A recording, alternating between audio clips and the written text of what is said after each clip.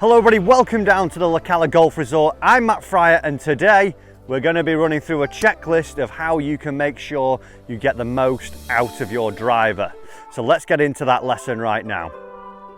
So guys, if this is your first lesson with my channel, do make sure that you hit the subscribe button down below and also turn on the bell notification so you don't miss any future lessons to help you improve your golf going forwards. Also, do check me out on social media. You'll see all the links down there for those now.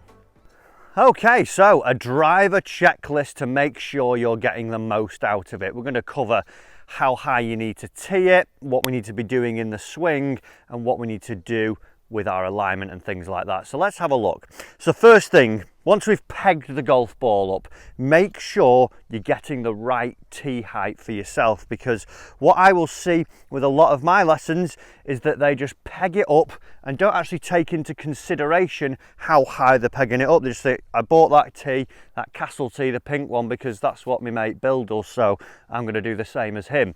As where depending on where you peg the golf ball up determines what type of strike location you have. So if you are someone, even though with the driver we're trying to hit up on it, but in your swing, if you see that you hit down on it ever so slightly, if you have the ball too high on a tee, you'll probably get the top line of the driver and see that you're getting some skied tee shots, and vice versa. If you pegged it too low and you were someone who really hits it on the up, you'd probably notice that you're starting to strike it out of the bottom of the driver, so you're not maximizing actually how you deliver the ball into the face. We need to check, and a great way, the things like the dry shampoo, the foot sprays are brilliant.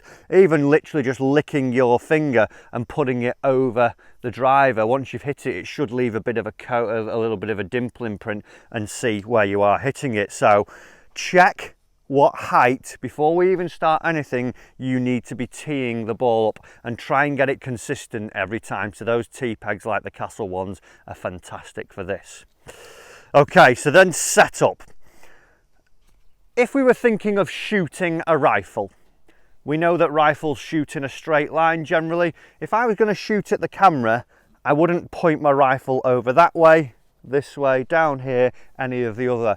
I would point it straight down the lens and try and shoot into that.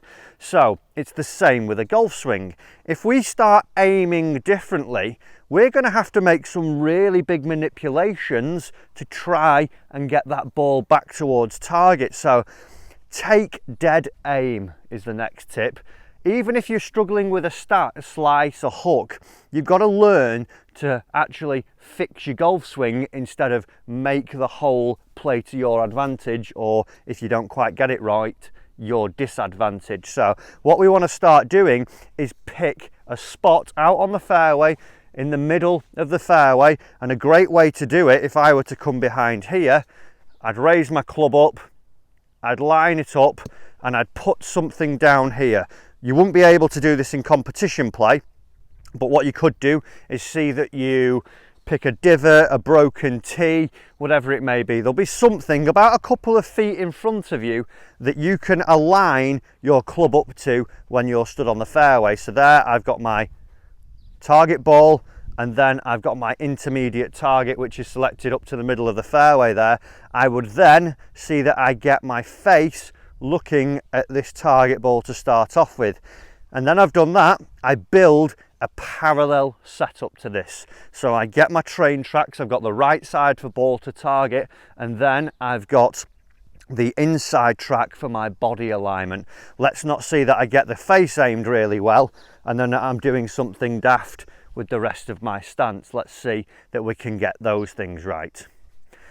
Then as we're starting to swing it, what we want to try and do is, like I say, try and hit the golf ball on a little bit of an up to try and maximize our distance. If we are hitting it down, we're not going to get the same distance if we were to try and get it up. So even if it was something like a tee peg that was here, what we'd be looking for as I'm doing it, I'd try and feel that I'm sweeping over my intermediate target, feel like I'm starting to hit the ball up over it and let the club head come from low into it to high and rising as it makes contact over my intermediate target.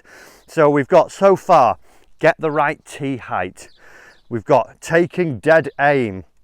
We've also got trying to feel that we swing on the up here. In terms of consistency for a driver, one of the things I see, and we're all guilty of this because it's a bit of male bravado and even females as well, if we get the club out we think, oh, I'm going to smash this, can't wait for this, come on, I'm going to show me mates how big I can hit this ball. All of a sudden it's out here and you look like you're a little bit drunk and you can't control what you're doing with that golf ball. So the chances of you hitting a decent shot are really minimised. If we can make a bit more of a controlled swing, even if it means going a little bit 3/4 as a feeling, the chances are we'd actually deliver the middle of the club back onto the ball and get a better strike, because if you're heeling, towing it, bottoms, tops, you're really losing out on ball speed, and you want your ball speed to be as high as possible to get the maximum distance. So if that means you getting a more centered strike at, let's call it 95 miles an hour, as opposed to 100 miles an hour and falling all over the place, let's try and aim for the middle of the face. So we're going to keep it to 95 miles an hour to see that we get that consistent strike as we're going through. Okay, so the next bit that I want to talk about to get more consistent drives, what we need to see is that we're making a good rotational move in the backswing and downswing into follow through, but see that it's balanced as well. A bit like the tip from a second ago, what we don't want to be doing is falling all over the place. So we want to make the maximum we can, the maximum turn we can in terms of our levels of flexibility allows, but at the same time we want to stay balanced through that. If we're going heels, toes, we'll start to patter the face all across. So what I want to see, if we're driving it better, more consistency, is a good balanced turn. See that you're still in balance at the top of the backswing and you've made this maximum rotation, so then you can unwind and deliver it into the center of the ball there. So we'd be a good turn, smack back into it. Okay guys, then my final tip for us. When we've got the big stick out, we need some commitment. So we've made all the setup changes, we've got everything done, we've got it pegged at the right height, we're going to make an imbalanced golf swing. Let's have a little bit of commitment, because there's probably some holes, there's probably one, if you think of the course you play at most regularly, one hole that really scares you. And what you'll tend to feel is that as you start to get into that hole, you feel like you're guiding it down the fairway. You're not really completing your golf swing. You try and steer it like, don't go out of bounds or don't hit it in the water here. And it's not the golf swing you make in your practice swing, where it's committed and balanced to your follow through. So once you've got all the pieces of the puzzle together, let's see that we go through them and then we just put a nice committed balanced golf swing on it, and we should see that we start to hit the driver more consistently. A bit like that one, and that is the drive of the holiday. Beautiful. So some really easy tips we can do there, guys.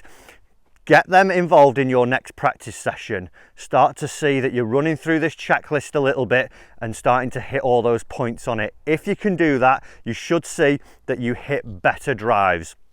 Guys, I hope you've enjoyed this lesson. If you have, do hit that thumbs up button for me down below. Also remember, don't miss any more free lessons. Hit the subscribe button and turn on the bell notification so you don't do that. A big thank you to Lecala Golf Resort. It is their 30th anniversary at the moment, and it's a pleasure to be out here and filming on these great golf courses. They've got 3 of them, and each one of them is as spectacular as the other. Also, do check out the videos that I did for them over on their channel as well. You'll find the links in the description below. Thanks for watching, and I'll see you in the next lesson.